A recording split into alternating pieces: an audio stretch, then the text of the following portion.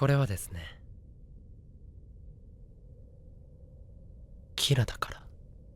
Death Note é um anime que é muito difícil de não gostar. Não tem tantas outras obras que se propõem a ser um anime shounen cujas batalhas são intelectuais e não físicas. E especialmente não tem tantas obras que se propõem a isso e fazem isso tão bem quanto Death Note. Na minha opinião, o principal mérito de Death Note se baseia em construir situações aparentemente sem saída e desesperadoras, e mesmo assim, de maneira lógica e crível, conseguir fazer com que os personagens escapem por muito pouco dali. Seja construindo um plano a longo prazo e meticulosamente colocando todas as peças em seus devidos lugares, ou usando todas as informações disponíveis no ambiente para construir deduções perfeitas e chegar em conclusões que te deem alguma vantagem, ou simplesmente sentando o dedo no gatilho.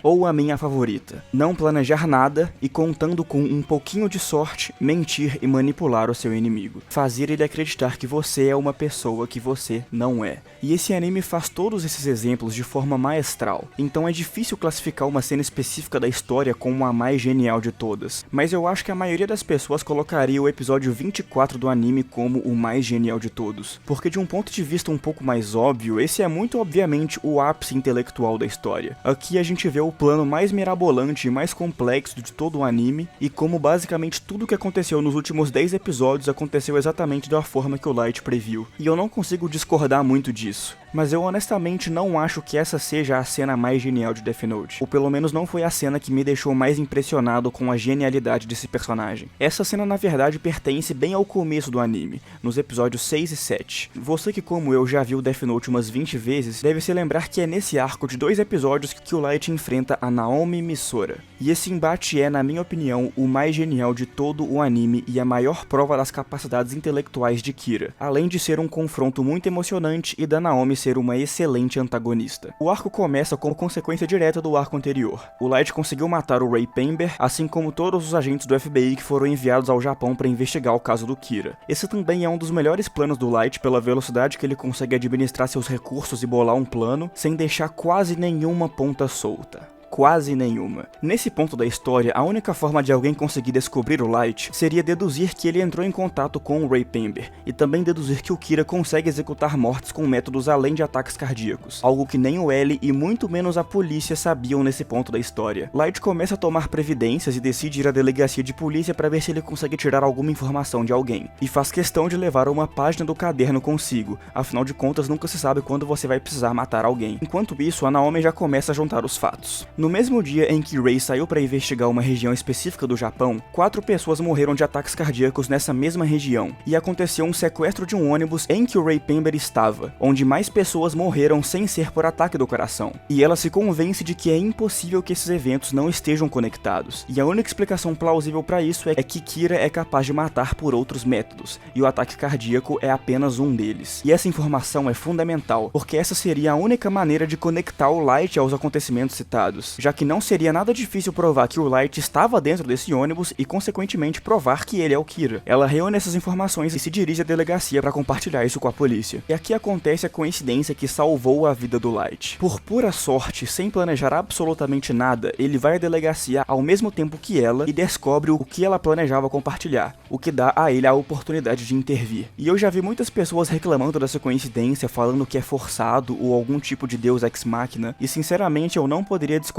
mais, porque essa simples coincidência não foi suficiente para que o Kira derrotasse ela. A gente sabe o quão difícil foi para ele conseguir fazer isso, mesmo com essa coincidência absurda ao seu favor. Seria forçado ou mal escrito se ele encontrasse ela aqui por sorte, já descobrisse o nome dela logo de cara e matasse ela instantaneamente. Aí sim seria ruim, mas isso tá muito longe de ser o que acontece. Além de que coincidências simplesmente acontecem às vezes, não é a coisa mais irrealista e improvável do mundo. Provavelmente já aconteceu na sua vida alguma coincidência bem específica assim também. Coincidências na ficção não são ruins só por si só. É possível fazê-las bem feitas e esse episódio é a prova disso. Light começa a usar sua posição privilegiada de filho do chefe da polícia para se aproximar da Naomi, além de outras técnicas de manipulação para ganhar a confiança dela. Como quando ele diz que sente que pode confiar nela porque seus olhos transmitem confiança, inteligência e segurança. Isso tudo começa a plantar inúmeras ideias na cabeça da Naomi, para que ela lentamente abaixe sua guarda e se torne mais vulnerável às futuras manipulações do Light. Esse é é o principal mérito dele na minha visão, sua capacidade de se esconder à vista de todos e não falar uma palavra que não seja calculada. Tudo que o Light diz é planejado e tem um propósito. Depois de cultivar a conversa por mais alguns minutos, Light encontra uma oportunidade de perguntar o nome dela, que obviamente seria tudo que ele precisa para poder matá-la com o poder do caderno. Ela, aparentando estar completamente diluída nas mentiras do Light, imediatamente responde que seu nome é Shoko Maki. E nesse momento a gente já percebe que essa mulher está condenada, ela já morreu. Mas o Light não mata ela ainda porque percebe que seria mais proveitoso descobrir o que ela sabe antes. E aqui ele usa outra cartada genial. Ele mesmo diz que suspeita que o Kira é capaz de controlar suas vítimas antes de suas mortes, o que faz com que a mulher concorde imediatamente, já que isso validou as suspeitas que ela também tinha, e contribui para que ela confie nele cada vez mais. Nisso ela também revela que além de conseguir controlar suas vítimas, também suspeita que o Kira consiga matar pessoas por métodos além de ataques cardíacos, e que alguém próximo a ela, no caso o Ray Pember, entrou em contato com o Kira naquele fatídico ônibus onde o Light estava. Isso deixa o Light em choque absoluto, porque essa mulher conseguiu reunir literalmente todas as informações necessárias para descobrir a identidade do Kira. E esse é outro mérito muito forte de Death Note, a maneira com que os personagens conseguem reunir informações até que relativamente óbvias e estabelecer conexões lógicas que fazem total sentido. Isso é ótimo porque são deduções que o próprio espectador poderia fazer se tentasse.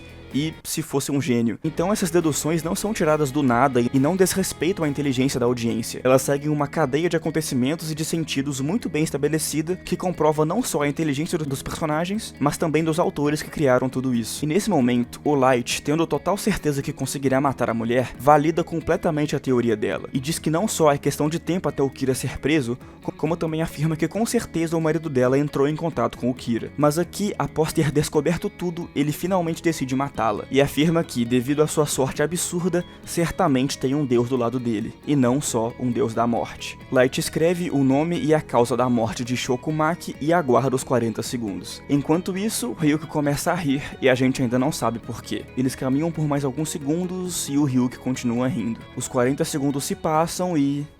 nada acontece. Light confere seu relógio e certamente os 40 segundos já passaram, mas nada aconteceu. E aqui nós entendemos por que o Ryuki estava rindo, assim como o Light entende que essa mulher é uma oponente muito mais formidável do que ele tinha antecipado. A única explicação para ela não ter morrido ainda é porque ela deu um nome falso para ele. E esse é um dos conceitos mais geniais desse anime, porque mostra que o Death Note, apesar de ser provavelmente a arma mais roubada de toda a ficção, tem um counter extremamente simples e até meio ridículo. É só eu não deixar você saber o meu nome. Se você não sabe o meu nome verdadeiro, eu sou intocável pra você. E a Naomi, mesmo que obviamente sem saber disso tudo, teve a sagacidade de usar um nome falso. E com essa simples decisão, tirou completamente o Light de sua posição de Deus. Isso é muito brilhante. Como o Light tem o poder de matar qualquer um quando ele quiser, de literalmente controlar as pessoas para que elas façam o que ele quiser, e mesmo assim, agora ele está em posição de total igualdade com uma mulher aleatória. Ele não tem poder nenhum, ele não é mais um deus. Ele é só uma pessoa que agora só pode contar com seu intelecto para descobrir o nome verdadeiro dela. Cara, essa premissa é muito foda. E eu acho que ela se destaca tanto de outras situações apresentadas no anime, justamente por ser extremamente simples. Não tem um grande e complexo plano de longuíssimo prazo acontecendo,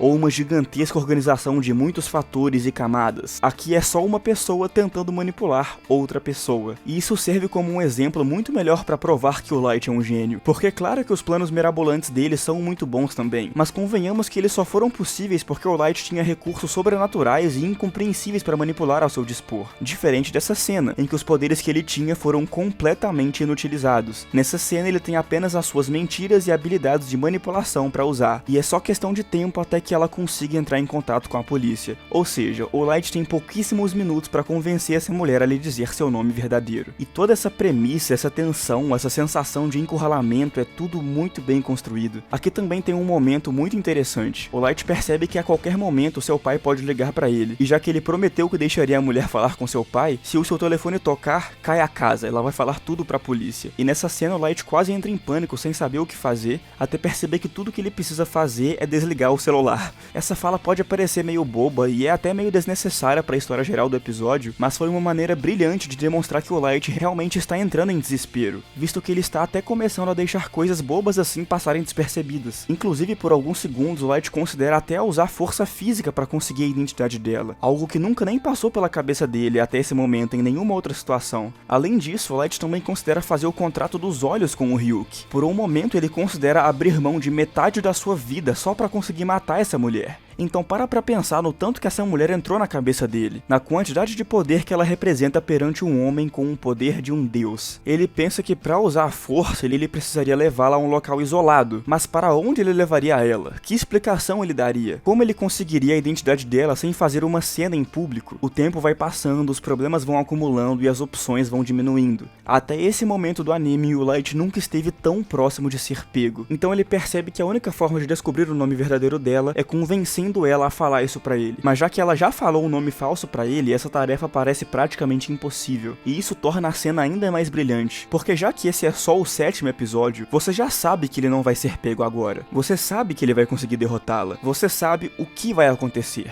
mas você não sabe como. Você não faz ideia de como o Light vai conseguir fazer isso. E esse é o verdadeiro foco da história, não o que vai acontecer, mas como vai acontecer. Ela diz que vai voltar pra delegacia e que prefere fazer isso sozinha. Ela começa a se afastar e com ela as esperanças do Light. Ele precisa convencê-la agora ou ele não tem mais salvação. Ele precisa da mentira perfeita. Light chama ela para conversar mais uma vez e pensa que precisa achar uma coisa em que ela possa se agarrar. O que significa que mesmo depois de ele iniciar a última conversa que ele conseguirá ter com ela, ele ainda não sabia o que iria dizer. Ele não sabia como iria convencê-la. Ele está contando puramente com seu improviso. Ele diz que os membros da Força Tarefa estão completamente incomunicáveis para impedir que uma tragédia como aconteceu com o marido dela se repita, ao que ela simplesmente pergunta: como você sabe disso tudo? E nesse ponto já parece que o Light está completamente encurralado, já que ela é muito precavida, parece saber exatamente o que esperar e o que ela pode e não pode dizer. Mas nesse momento o Light parece finalmente conseguir pensar na mentira perfeita. Ele diz que é um membro da Força Tarefa e que está sendo comandado pelo L, o que é algo muito crível da perspectiva dela, já que no episódio anterior ela escutou o policial comentando que o Light já ajudou a polícia a solucionar alguns crimes no passado. O Light afirma que a força-tarefa só é composta por pessoas de extrema confiança do L, o que também é fundamental para ela acreditar nele, já que ela também já entrou em contato com o L e sabe o que ter a confiança dele significa. Mas mesmo assim ela diz que prefere ir ao quartel-general. Meu Deus do céu, alguém dá um tiro nessa mulher teimosa da porra. Agora o Light finalmente começa a deixar transparecer um pouco de seu desespero, já que eles estão quase na porta da delegacia. Ele praticamente implora para que ela não tente entrar em contato com ninguém, mas ela retruca que já foi uma agente do FBI e já trabalhou com ele, e por isso conseguiria falar com ele. E nesse momento o Light percebe que essa informação pode ser útil para ele. É isso que ele vai usar para conseguir o nome verdadeiro dela. O anime mostra que um dos membros da força-tarefa chegou à delegacia, o que significa que foi por questão de literalmente segundos que ela não conseguiu compartilhar as informações com a polícia, mas agora já é tarde demais. Light convida a Naomi para participar da força-tarefa e investigar o caso junto com eles, o que também é algo muito crível, já que ela demonstrou ser muito habilidosa para reunir informações, além de já ter sido uma agente do FBI no passado. Então essa é uma sugestão que faz total sentido na perspectiva dela. Em outras palavras, essa é a mentira perfeita. Light diz que ela é mais habilidosa do que todos os outros detetives da força-tarefa, explica o processo para conseguir entrar no grupo do L e afirma que só pode ter sido o destino que o levou até ela. Ele também até faz uso de uma psicologia reversa e diz que talvez não vale a pena ela se envolver nisso tudo, já que é muito perigoso e ela tem uma vida inteira pela frente, mas isso apenas serve para reforçar para ela que nada é mais importante do que pegar o Kira. Nada importa mais que isso. Essa é sua principal motivação e a razão de ela cair perfeitamente na lábia do Kira. É genuinamente impressionante a capacidade do Light de ir simplesmente contando uma mentira atrás da outra, e todas elas perfeitamente posicionadas. Isso tudo faz com que agora ela que implore para fazer parte da força-tarefa. Ryuk começa a dar várias gargalhadas porque ele percebeu que a pessoa detentora de poder na situação mudou completamente.